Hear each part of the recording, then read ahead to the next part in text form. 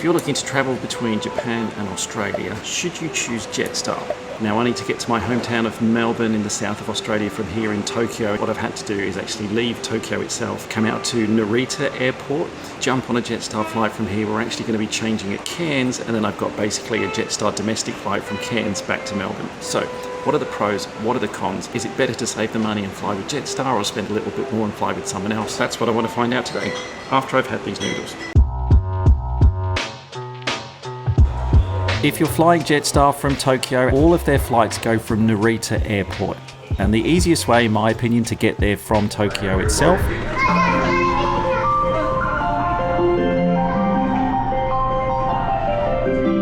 is using the Narita Express. It's a very efficient train service, runs every 30 minutes from Tokyo and gets you to Narita in just under an hour. Now, if you want a little bit of extra comfort, you can book what I did, which was booking the green car, which is basically like their business class. It's a slightly bigger seat. Normally, it's a slightly quieter carriage as well. There's a bit more room for your bags, and it didn't actually cost that much more than the regular price ticket either. Now, just note, the Narita Express will drop you off closer to Terminal 2 than Terminal 3, so it is a little bit of a walk once you get off the train to T3, where Jetstar operate from. But let's talk about a few of those pros and cons then of flying Jetstar from Tokyo. Now, I don't want to start on a negative, but Narita is like, think about if you had a cat and you really love that cat and you think to yourself, I know, do you know what, let's get a second cat. It will be just as good as the first.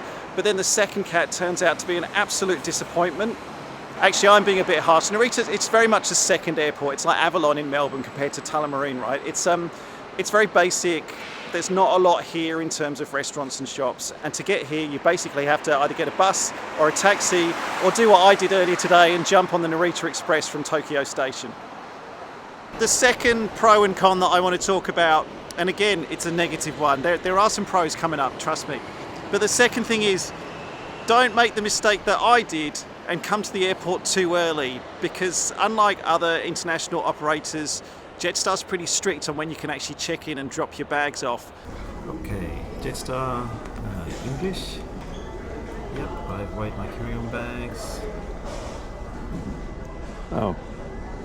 So I got here at 3 o'clock in the afternoon, and my flight's not until 8 o'clock tonight. So I can't drop my bags off until around 10 past 5, according to the check-in kiosk. So what do you do at an airport when you've got time on your hands? You eat, but if you don't like the food options you get at Terminal 3, it's about a 5-minute walk back to Terminal 2, which is what I've just done, to get some food here. My recommendation, there's a place here called T's Tan Tan. They have quite a good view over one of the runways as well, so you can watch the planes whilst you're eating your noodles, cursing yourself for coming to the airport too early. Actually, no, strike that. You can never be at the airport too early. There's no too early when it comes to airports. There's always so much to do.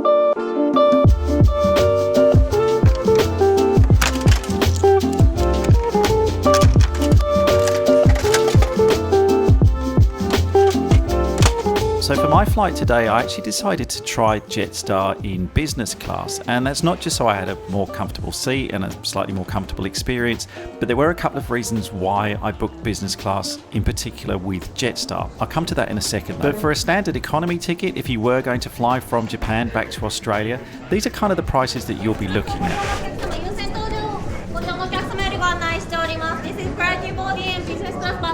If you wanted to fly Qantas, you have a couple of options, but out from Haneda you can get to Sydney direct, or if you want to go to Melbourne, it's going to be around $1,000. Jetstar via Cairns, which is the flight that I'm doing, is around the $800 mark, or if you wanted to go via Brisbane, then there are options which are slightly more expensive. But if you were flying the same route that I'm doing and you did want to go direct, you can go from Narita to Melbourne with Qantas, but then you are going to pay a bit of a premium for that, around $1,500 when I was looking. So that leads to probably one of the biggest pros then when you are flying with Jetstar, which is you're generally going to be paying less than other airlines who might be operating the same or similar routes. But as I said, I chose to fly business class with Jetstar on this flight, so what do you get with that? Well, first of all, you get a more comfortable seat than you would in economy. It's slightly wider, it has a bit more leg room, and it reclines a little bit more. There's also a food service, and on this flight we were served a dinner meal after the flight had taken off. But a word of warning, if you do have any specific dietary requirements, you might not be able to get the food that you want. There was a vegetarian option, there's no vegan option, option.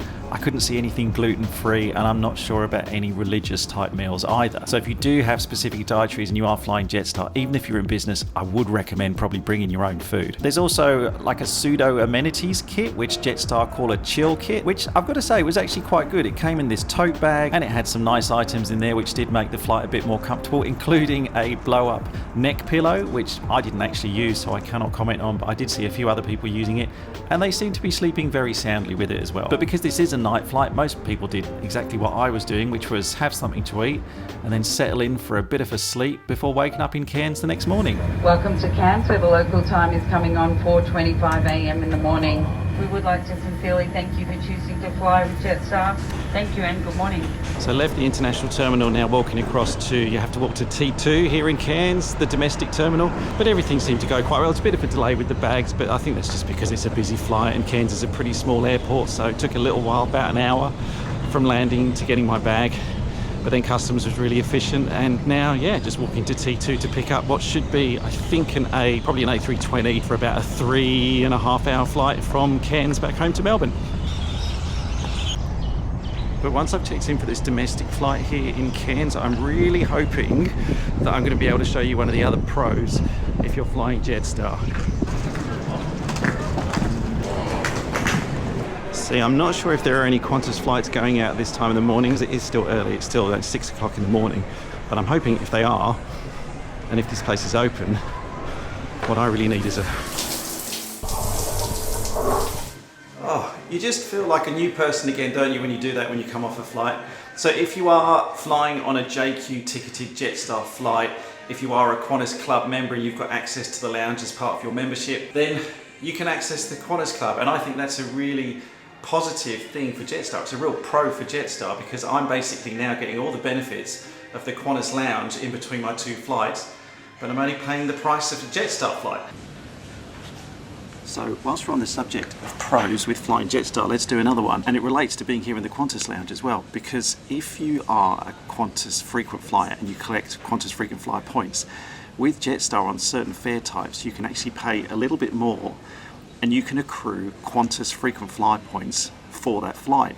Not only that, you can also accrue Qantas status credits, and status credits are sometimes the things that people want more than frequent flyer points, because it's status credits that gives you the membership tier, that gives you the benefits like being able to access the Qantas lounge. So for the business class flight that I just took from Tokyo to here in Cairns, that fare alone, the base business class fare, would have cost $1,475, but I paid $1,670. But for that slight increase in price, I'm actually going to get 7,350 Qantas frequent flyer points, but 120 status credits. Now when you look at status credits, I always like to compare it to typical flights that you might do. Something say like Melbourne to Sydney. Now Melbourne to Sydney would be an average ticket price of say $320, $360 one way, and for that you get 10 status credits. So every status credit costs you about $32 to $36. If you do the maths on this flight, for the $1,670 I spent to get 120 status credits, that only works out at $13.91 per status credit. It's actually a very efficient and quite an affordable way to accrue status credits if you are doing a flight like this. I think that's our plane.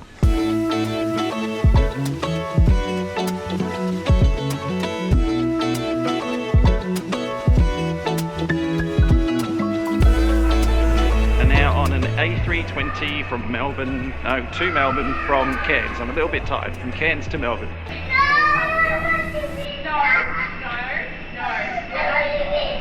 I think they're a little bit tired too.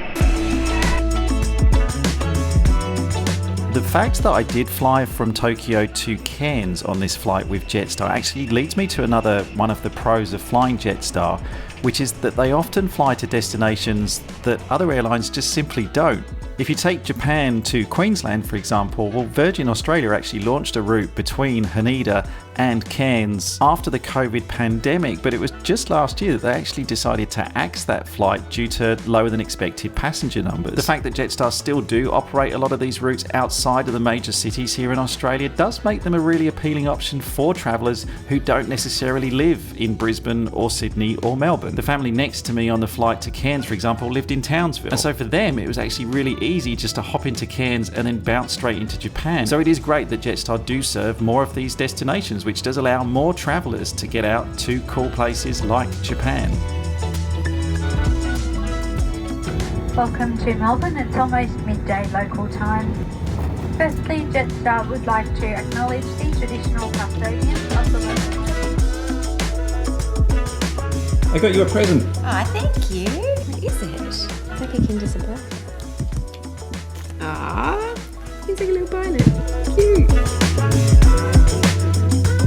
Ultimately, I think the biggest positive of this whole trip is reminding myself that there are still companies out there who do provide budget options for families who might live outside the major cities to still be able to have decent travel experiences and go and see cool places in this world like Japan. God, I love Japan.